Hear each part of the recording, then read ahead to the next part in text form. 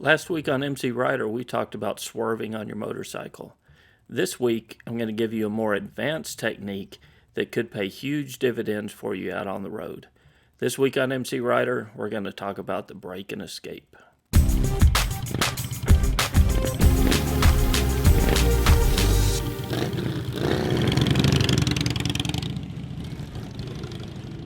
If this is your first time here at MCrider, welcome. MCrider is a weekly motorcycle show with the simple goal of providing you techniques for motorcycle mastery.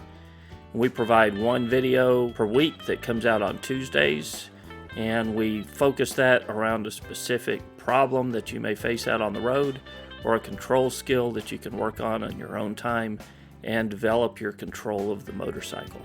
My name's Kevin Morris. I'm a professional motorcycle instructor in North Texas. I'll be the host here at MCrider. And if you like what we're doing, I hope that you'll subscribe to us and catch all of our upcoming shows. This brake and escape technique really combines two things that we've already discussed here on MCrider. In episode 10, we talked about emergency braking on your motorcycle. Episode 18, our last episode, we talked about swerving and how to perform a swerve. The brake and escape is something that moto officers use all the time. It's something that they practice routinely because it can pay huge dividends out on the road when you need to brake and then get out of the way of oncoming traffic behind you. I would say that the brake and escape is more of an intermediate to advanced level technique. So if you don't have emergency braking down and you don't have swerving down yet, continue to work on those individually before you attempt to do this combined. Think of riding down the highway and an obstacle appears in the highway and you need to get out of the way to avoid it.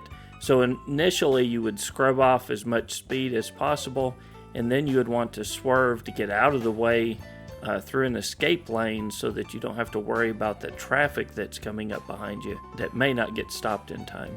So let's go through an on-bike demonstration, how I practice the technique, and we'll talk you through it as I demonstrated on the bike.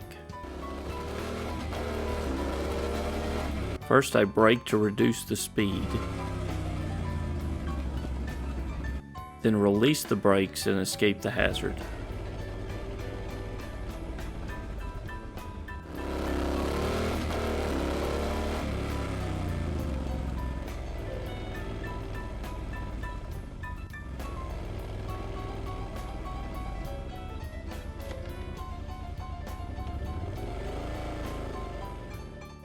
Some important things to remember when practicing this exercise is, first of all, you never want to grab the front brake of a motorcycle. When I'm riding down the road, my brake hand, if I'm making a normal stop at a stoplight, my brake hand looks like this. I reach out for the lever and I start to pull it in back towards the grip. Now I'm riding down the road and a car's pulled out in front of me and I need to stop in an emergency. I reach out for the front brake, I begin squeezing it back towards the handle. The only difference between this stop technique and the other one is I'm continuing to squeeze that brake further and further back, applying more pressure to that brake. And in turn, it's allowing more and more of that weight to transfer to the front of the motorcycle, giving me more stopping power. For a complete definition of emergency stopping, go back and watch episode 10, where we talk about it in more detail. You also want to make sure you separate your brake from the swerve.